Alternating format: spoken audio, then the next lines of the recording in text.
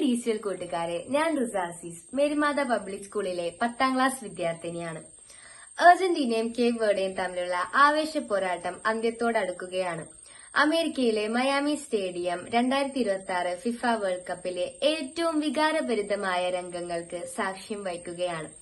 ജനകോടികളുടെ രോമാഞ്ചമായ കാൽപന്തുകളിയുടെ മഹാരാജാവ് ലയണൽ മെസ്സിയുടെ 5ലധികം ഷോട്ടുകളാണ് കരിങ്കൽ ഭിത്തിയിലിടിച്ച് തെറിക്കുന്നതുപോലെ ഗോൾ മുഖത്തിന്റെ നാനാവശങ്ങളിലേക്ക് ചിതറി വീഴുന്നത്.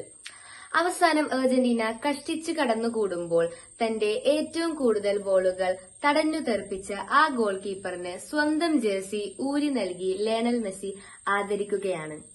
കുറ്റിത്താടിയും ചുളുങ്ങിയ മുഖവുമായി ഒരു മനുഷ്യൻ നിന്ന് കരയുകയാണ്. 5 ലക്ഷത്തിലധികം മാത്രം ജനങ്ങളുള്ള തന്റെ കൊച്ചു രാജ്യത്തിന്റെ വിലാസം ആകാശത്തോളം ഉയർത്തിയ കളിക്കളത്തിലെ ആ കാരണവരുടെ പേര് ജോസിമർ ജോസെ എവോറ ഡയസ് എന്നാണ്. എന്നാൽ അയാൾ ഇന്നും ലോകമെമ്പാടും അറിയപ്പെടുന്നത് കുഞ്ഞുമുത്തശ്ശി എന്നർത്ഥം വരുന്ന വോസിനോ എന്ന ഓമനപ്പേരിലാണ്. 1986 ജൂൺ 3 കേപ്പ് വെർഡെ രാജ്യത്തിലെ സാവോ വിൻസെന്റ് ദ്വീപിൽ അതിദരിദ്രനായി ജനിച്ച വോസിനോ ആണിത്. പിതാവ് പട്ടാളത്തിലും മാതാവ് കൂലിവേലക്കും പോയതിനാൽ മുത്തശ്ശനും മുത്തശ്ശിയും വളർത്തിയതിന്റെ പേരിൽ കുഞ്ഞുമുത്തശ്ശി എന്ന കളിപ്പേര് സ്വന്തം ഔദ്യോഗിക പേരാക്കി മാറ്റിയ വോസിനോയാണിത്. ഫുട്ബോൾ കളിയോടുള്ള അടങ്ങാത്ത അഭിനിവേശം മൂലം കളിക്കളം കിടപ്പാടമാക്കിയെങ്കിലും ഉയരം കുറവ് മൂലം പരിശീലകർ പരിഹസിച്ചിറക്കിവിട്ട വോസിനോയാണിത്.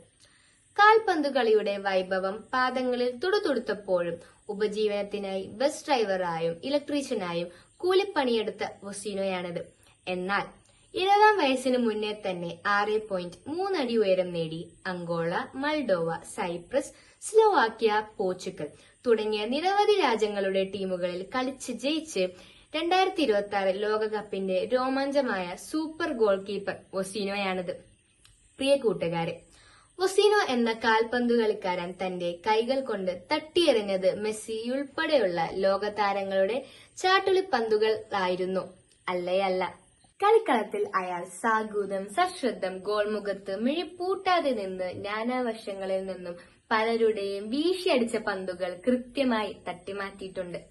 അതിനു മുന്നേ തന്നെ അയാൾ തന്റെ നേരെ പലരും വലിച്ചെറിഞ്ഞ പരിഹാസത്തിന്റെയും ആക്ഷേപത്തിന്റെയും ആരോപണങ്ങളെ തട്ടിമാറ്റിയിട്ടുണ്ട്. കൗമാരത്തിൽ കളിക്കളത്തിലെ കുള്ളൻ വിളികളെ അയാൾ തെറ്റിത്തെറിപ്പിച്ചു.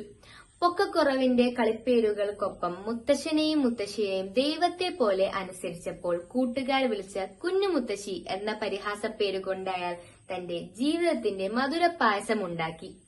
തന്നെ തളർത്താനും പരാജയപ്പെടുത്താനുമായി അരികിലുള്ളവർ വലിച്ചെറിഞ്ഞ ആക്ഷേപങ്ങളെ അയാൾ തന്റെ പ്രതിരോധശേഷിയുടെ ആഹാരമാക്കി.